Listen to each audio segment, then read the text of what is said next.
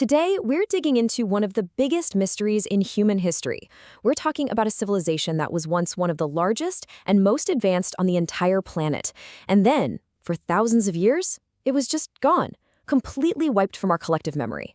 Seriously, just think about that for a second. Imagine a world with huge, organized cities, incredible engineering, a totally unique culture. That just vanished, as if it never existed. Well, this isn't some sci-fi plot. It actually happened.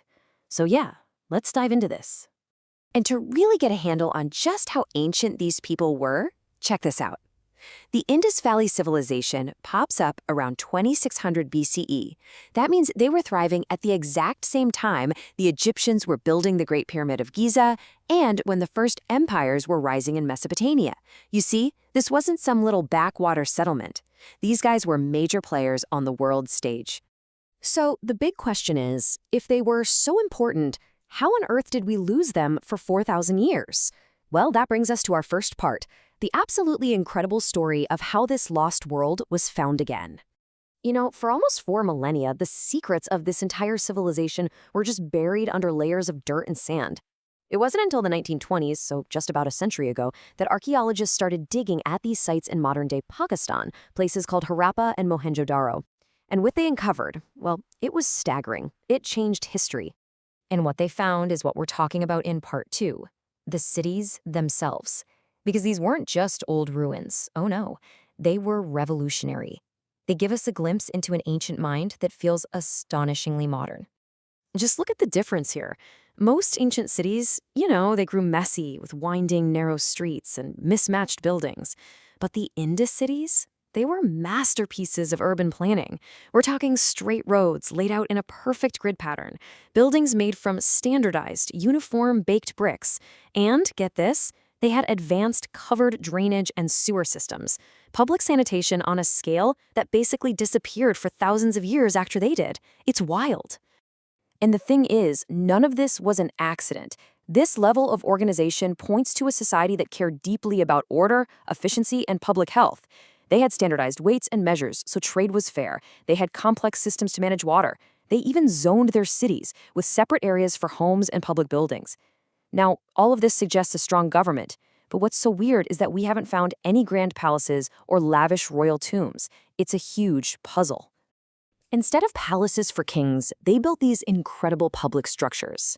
Take the Great Bath at Mohenjo-Daro. It's this enormous, beautifully constructed public pool, totally waterproof.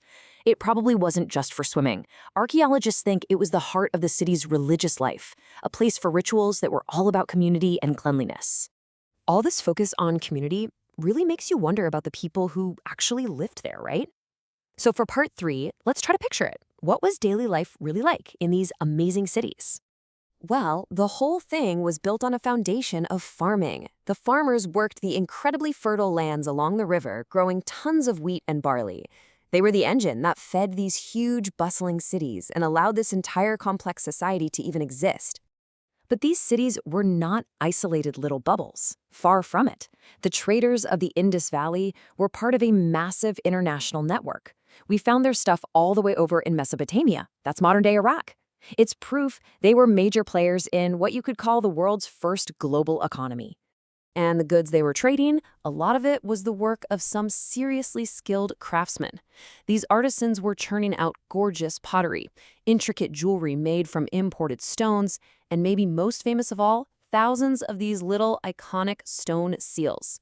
Okay, so these seals are one of the most fascinating artifacts they left behind. Each one is a tiny masterpiece, carved from stone, usually with a picture of an animal and a line of strange symbols. The best guess is they worked like a signature or a corporate logo. You'd press it into clay to seal a package or authorize a trade. But they also hold the civilization's greatest secret. There's this one seal in particular, people call it the Pashupati seal, and it is just so intriguing. It shows this figure sitting in a yoga-like pose, surrounded by animals. A lot of experts look at that and think, wow, could that be an early version of the Hindu god Shiva? It's a tantalizing clue that the roots of modern South Asian culture might stretch all the way back to these lost cities.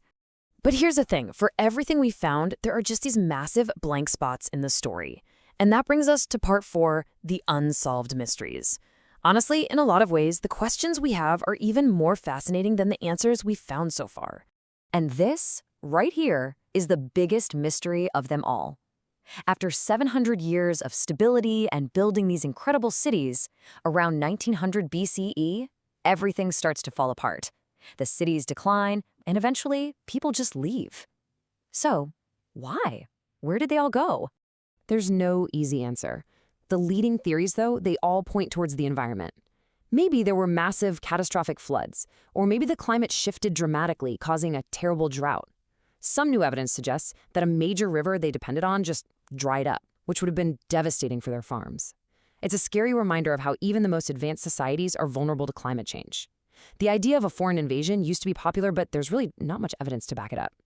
The real answer is probably a complicated mix of all of these things.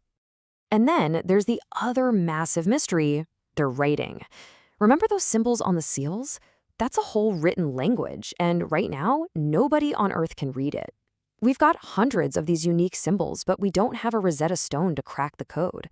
So their literature, their history, their beliefs, it's all silent.